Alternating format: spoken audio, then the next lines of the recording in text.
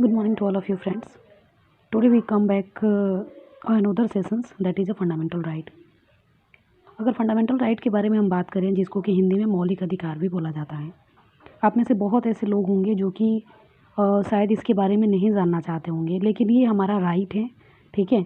और ये ख़ासतौर पे इसके बारे में वही चीज़ें हैं कि जब आप पढ़ते हो, जैसे कि कुछ कॉम्पिटिटिव लेवल के प्रिपरेशंस आप करते हो, जैसे कि आपके आरआरबी, एनटीपीसी हो गए, एसएससी हो गए, तो इन सारी चीज़ों में इससे बहुत सारे क्वेश्चंस पूछे भी जाते हैं, इसके आर्टिकल से भी क्वेश्चन पूछे जाते हैं, ठीक है। जैसे कि अभी हम ऐसे फंडामेंटल राइट जिसको कि मौलिक अधिकार बोलते हैं, इसके बारे में जो हम डिस्कस अभी करने जा रहे हैं, ये हमारे पास पहले 7 हुआ करता था। पहले जो हमारे पास फंडामेंटल राइट था वो 7 था, ठीक है, जिसमें कि right to equality, right to freedom, right to against exploitations, educational and cultural right, right to freedom of religions और right to constitutional remedies and right to properties, ठीक है। बट अभी हमारे पास फंडामेंटल राइट जो है वो 6 हैं, ठीक है।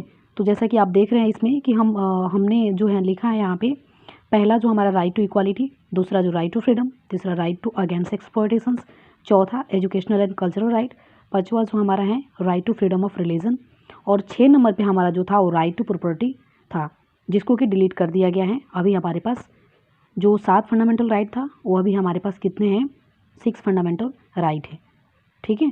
और ये जो राइट टू प्रॉपर्टी है इसको डिलीट कर दिया गया है फंडामेंटल राइट से, और इसको अभी एक लीगल राइट बना दिया गया है, मतलब हमारे कॉन्स्टिट्यूशंस के अंदर इसको लिखा गया है। कॉन्स्टिट्यूशंस कहने का मतलब कि जो भारत का संविधान है, ठीक है, उसके अंदर इसको लिखा गया है, ठीक है। तो अभी हम इसके बारे में बात करेंगे कि एक एक आर्टिकल के बारे में हम बात करेंगे कि एक एक आर्टिकल का मतलब क्या है यहाँ पे, ठीक है। एक एक राइट के बारे में बात करेंगे कि एक एक राइट का मतलब क्या है। जैसे यहाँ पे लिखा हुआ है राइट टू इक्वालिटी, ठीक है।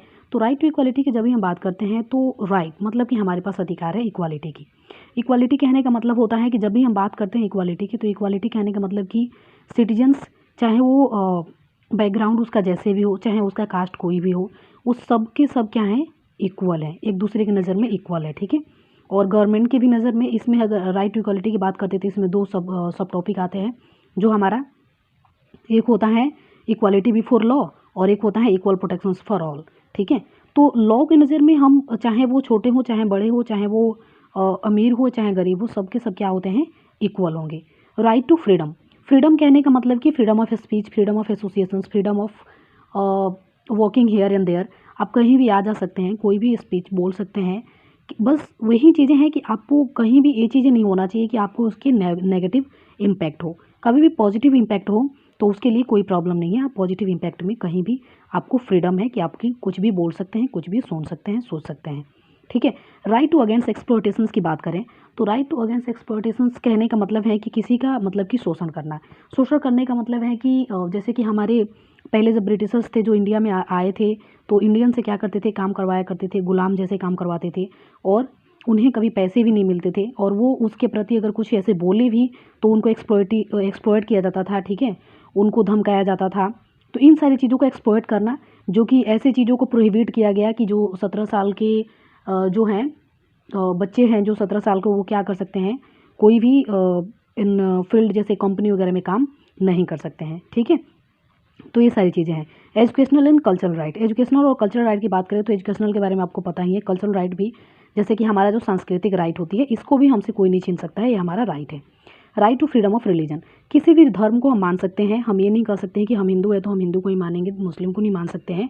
ये हमारी फ्रीडम है, हम जिस धर्म को चाहे उस धर्म को अपना सकते हैं, मान सकते हैं, इसके लिए कोई बड़ी प्रॉब्लम नहीं है, ठीक है। अगर अब लास्ट ये आर्टिकल जो है बहुत ही इंपॉर्टेंट आर्टिकल, इसे बहुत बार क्वेश्चंस भी इसमें पूछे गए हैं कम्पिटिटिव लेवल के एग्जाम्स में, जो है राइट टू कॉन्स्टिट्यूशनल रेमेडीज़।